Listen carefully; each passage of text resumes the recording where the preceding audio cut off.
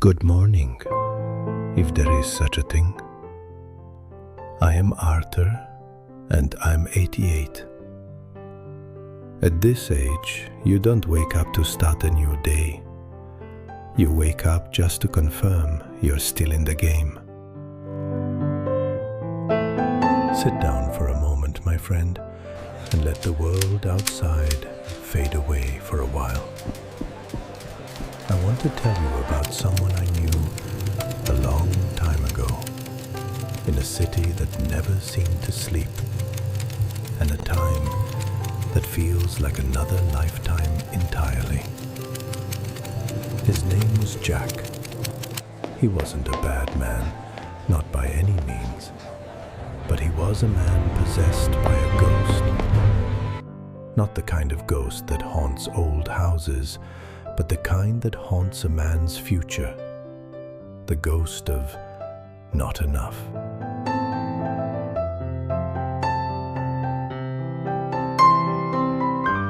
Jack was the kind of man who always looked like he was 5 minutes late for the most important meeting of his life, even on a Sunday morning. Have you ever seen someone like that? Someone whose mind is always 3 blocks ahead of their feet.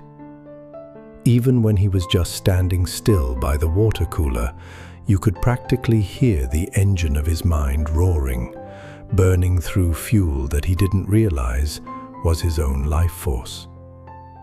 He was trading his heartbeat for a deadline he'd forgotten why he set.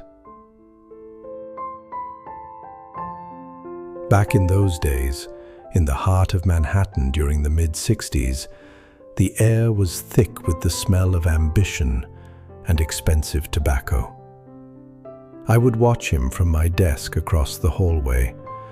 Jack didn't just walk through the office, he marched with a purpose that made the floorboards tremble.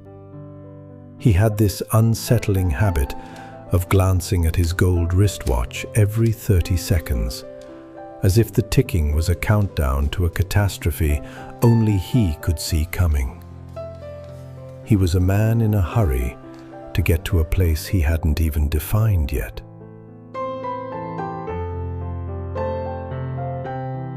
Jack had a map in his head, a strict timeline he called his 5-year master plan. He believed with all his soul that if he ran hard enough, if he sacrificed enough sleep and enough family dinners for just 5 years, he could buy the rest of his life. He was treating his youth like a currency he could save in a bank vault, not realizing that time is a river that flows in only one direction. You spend it as you go, my friend, whether you are paying attention to the scenery or just staring at the oars. On the corner of Jack's mahogany desk, right next to a mountain of legal files, there was a small silver frame. It held a picture of his wife, Claire, and their 2 young boys at the beach. In the photo, the sun was shining, and they were all laughing. I noticed that photo every day for years. The strange thing was, the children in the picture stayed small and frozen in that happy moment, while in the real world, they were growing up in a house Jack only visited to sleep. He was building a legacy for boys he barely knew.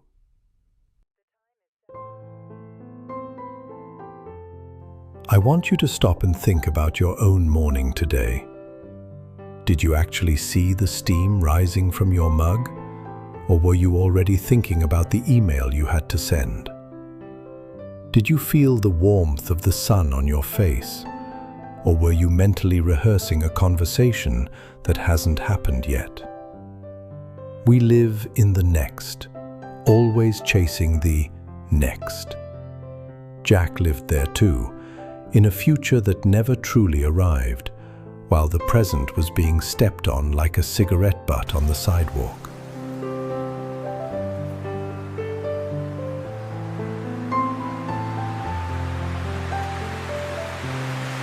Then came the day Jack finally arrived. the milestone of his master plan, the promotion to senior partner. I was there in the office when he got the news. He didn't jump for joy. He didn't even smile. He just exhaled a long, thin breath and said, "It's done." He had the corner office, the leather chair, and the large windows overlooking the city he thought he'd conquered. But when he sat down in that silent room, he looked like a traveler who had crossed a burning desert only to find that the oasis was made of sand. I visited him in that new office a week later. The smell of expensive floor wax was stifling. Jack was staring out the window at the skyline, the silver frame still sitting on the corner of his desk, slightly tilted. I asked him if he was finally going to take that vacation, maybe take his family back to that beach. He didn't even turn around. He just said, "Arthur, the work doesn't stop just because the title changed. If anything, the mountain just got steeper." He had reached the summit, only to realize there was no view, just more climbing.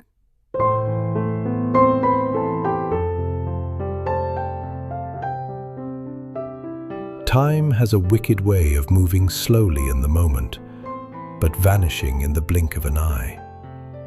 For Jack, those 5 years bled into 10, then 15. He was always just one more deal away from finally being present. One morning, he looked at that silver frame and realized he didn't recognize the men in his own living room. They weren't his boys anymore. They were strangers who lived in a house he paid for. He had traded their entire childhood for a title on a door. And the tragedy was that he couldn't remember a single one of those important meetings now.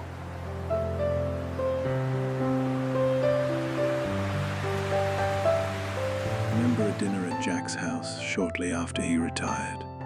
It was supposed to be a celebration, but the silence at the table was louder than any party. His sons were there, successful men themselves now, but they weren't talking to their father. They were reporting to a superior.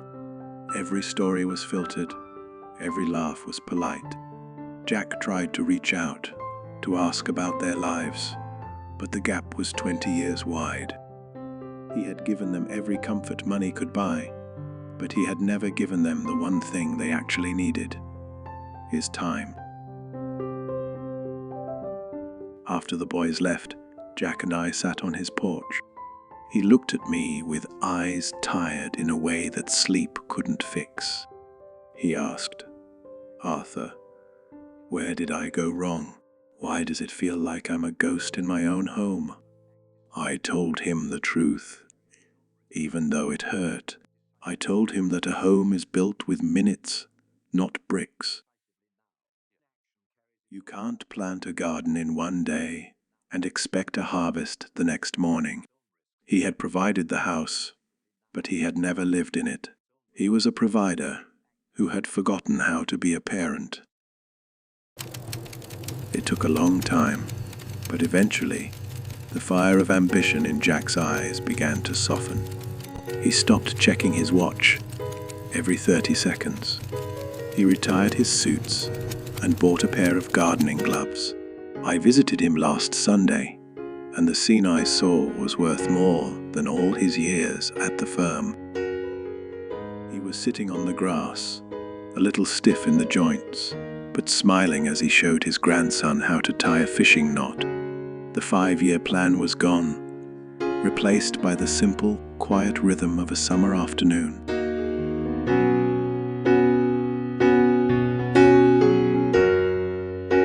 He told me something that day that I'll never forget. He said, "Arthur, I spent my whole life trying to build a castle, only to realize that the most important things were the flowers growing at the gate." He knew he couldn't get back the years he missed with his sons, but he was determined not to make the same mistake with this new generation. He was finally learning that being present is the only legacy that actually survives the passage of time. A title on a door fades, but the memory of a grandfather's hand on a shoulder lasts forever.